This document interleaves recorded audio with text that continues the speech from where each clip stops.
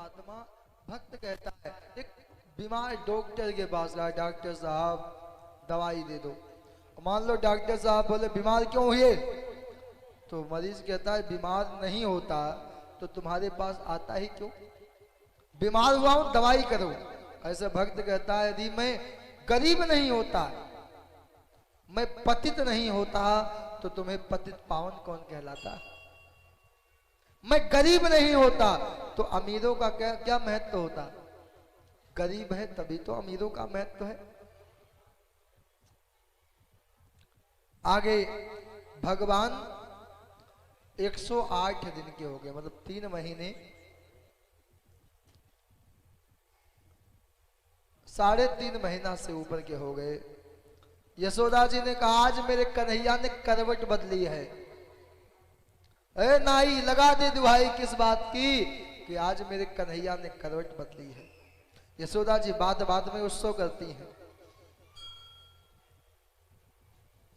अब सारी माताएं आ गई, कहा क्या होगा, बोला नाच गाना होने, बोले मेरा बेटा सोया हुआ अभी मत नाचो, बोले यदि सोया है तो हमें क्यों बुलाई हो, क्या करें, कहा एक काम करो आप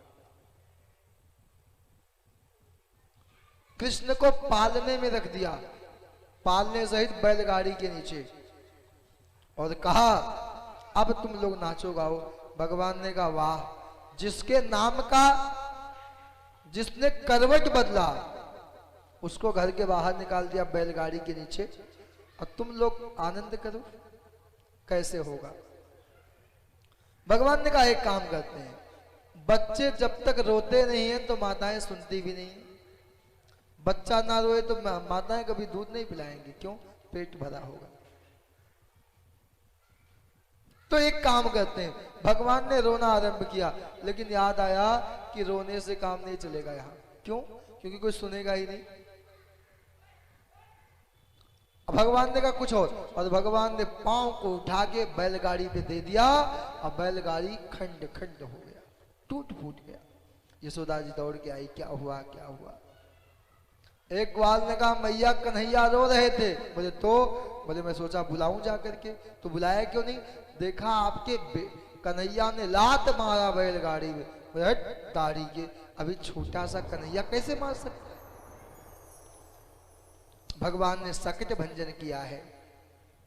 एक दिन एक दैत्य आया है, नाम था तृणावर, वो वायु का रूप, तो भगवान मैया यशोदा का दूध पी रहे थे, और अब सोचे मामा जी आ गए हैं उड़न खटोला बन के, तो कम से कम चलते हैं हम भी घूमने के लिए, लेकिन मैया गोदी से उतारती नहीं है। भगवान ने अपने भार को बढ़ा लिया।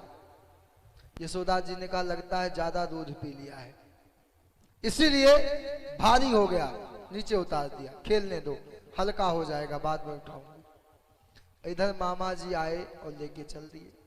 भगवान ने तब तक नहीं कुछ कहा जब तक ये वृंदावन में था, गोकुल में था।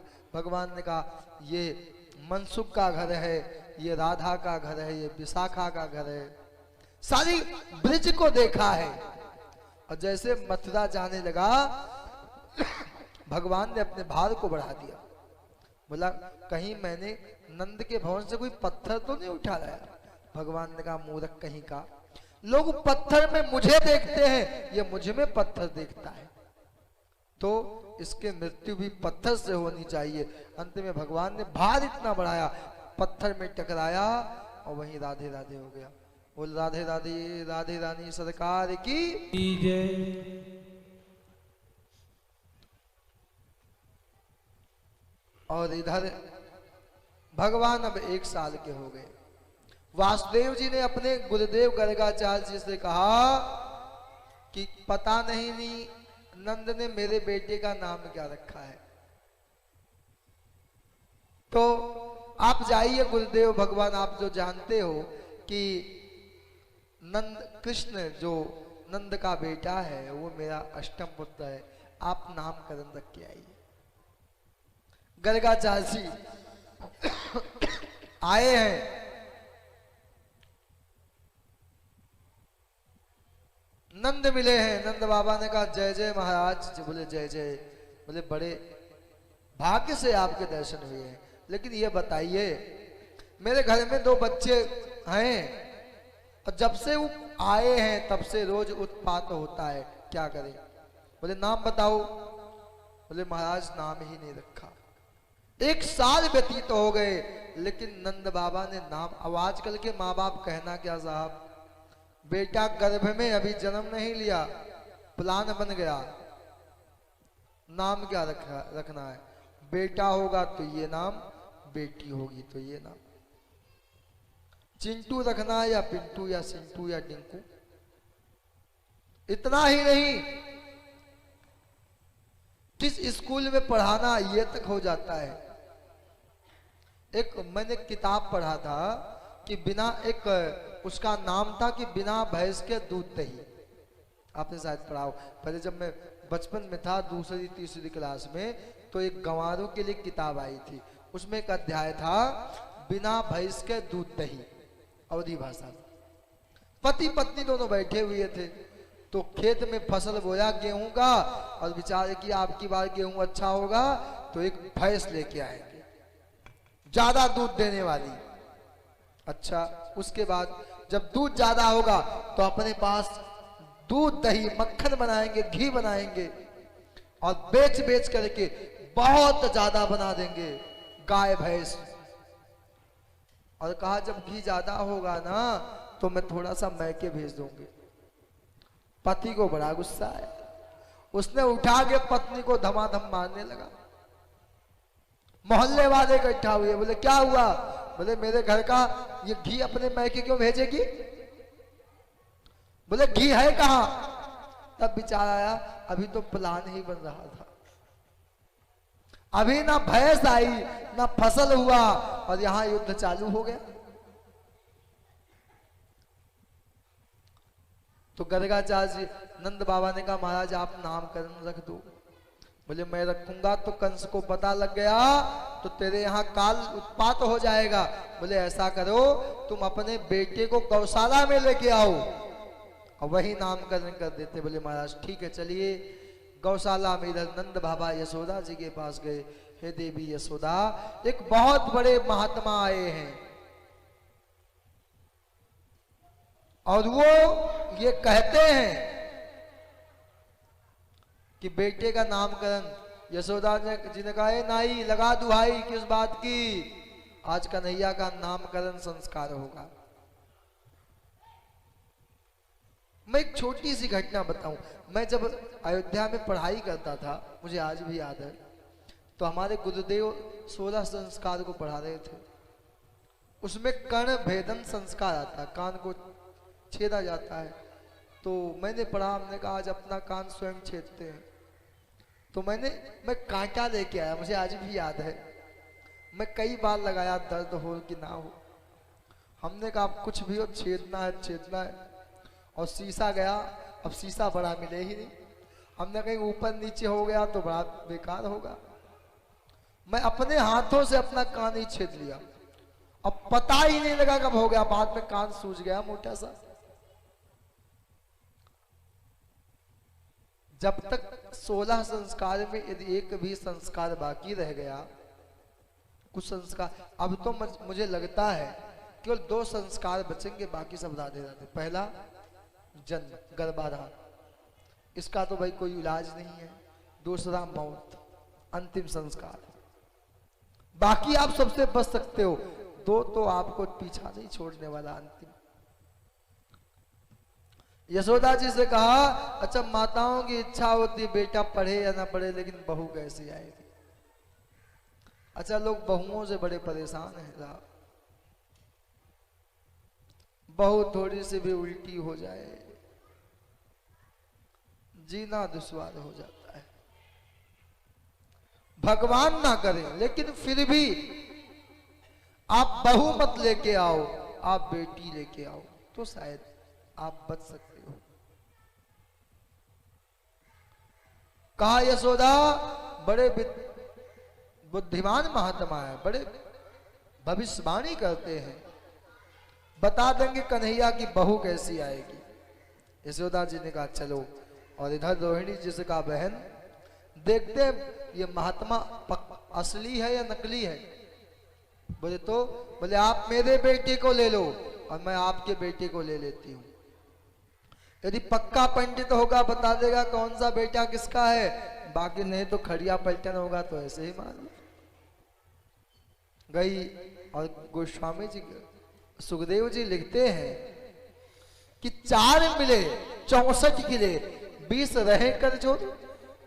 जैसे गर्गाचार्य जी ने कन्हैया को देखा तो कन्हैया को देखते उनकी समाधि लग गई, आंखों से आंसू बहने लगे।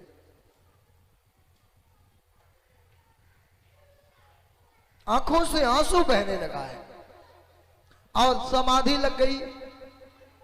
रोहिणी जी ने कहा मैया लगता है ये बालक, ये बाबा तो कहीं चल तो नहीं दिया? बोले कहां? बोले ऊपर। यशोदा जी ने कहा हे भगवान, ये महाराज को मरना था तो मेरा ही घर मिला, कहीं और इसको जाना था। अब कहा देखो ये महाराज की सांस वांस चलता है कि नहीं। अब नाक पे रखा, हाथ लगाया। रोहिणी जी ने कहा मैया ये महाराज की सांसों ना चले, ये महाराज की सांस भी नहीं चल रही है। बोले मेरा घर मिला सत्यान, अब तो ये महाराज का भंडारा भी करना पड़ेगा। अच्छा एक बात है महात्माओं में, मैं कहता हूं जब भंडारा भी करना पड़ता है ना भारी होता है। एक शादी के बाद, शादी से भी ज्यादा खर्चा मरने के बाद भंडारा में।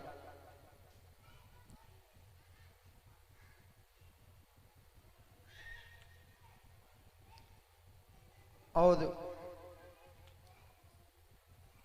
अंत में जगाया है, जगे हैं और कहते हैं हे यशोदा जी, जिस बेटे को आपको ली अपने हाथ में ली हो ना, ये आपका बेटा नहीं, ये रोहिणी नंदन है। अयम ही रोहिणी पुत्रो रमयन सुहृदो गुणैः आख्यास्यते रामैति बलाधिक्यात्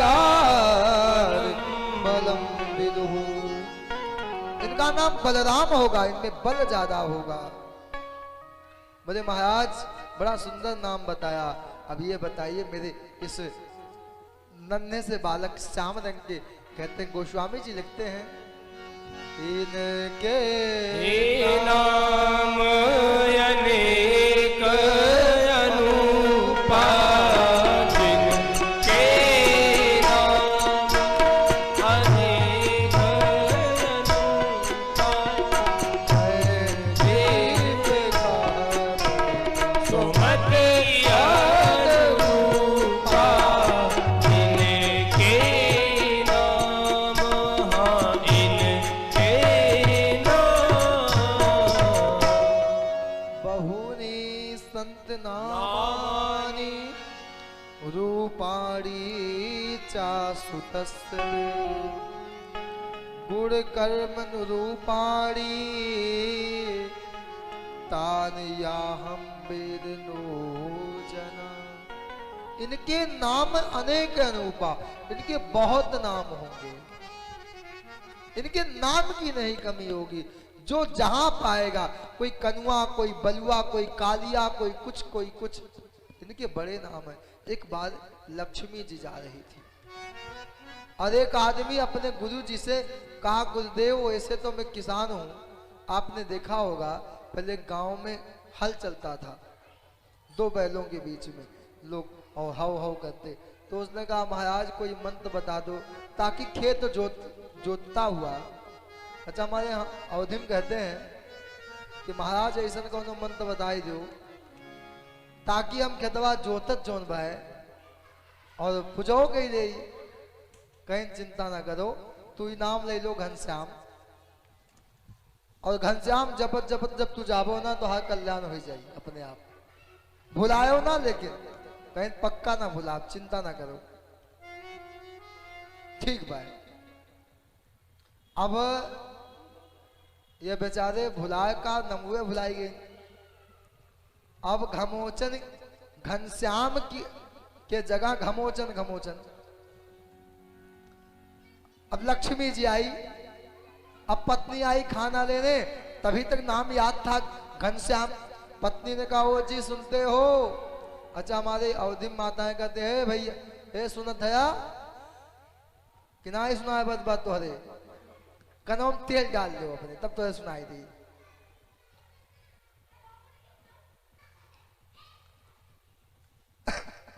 मैंने अब यूपी में जब प्राय कथा करता हूँ तो मैं बिल्कुल अवधि में ही बोलता हूँ, ज्यादा नहीं बोलूंगा।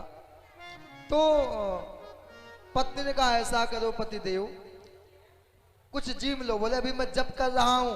बोले मंत्र मुझे दे दो, बाद में तुम्हें दे दूंगी। अच्छा अच्छा ठीक है। मुझे एक बात याद है, हमारे महाराज जी अयोध्या में हम लोग जब दीक्षा लिए तो अच्छा, जब एक गुरु से दीक्षा लेते हैं पति पत्नी,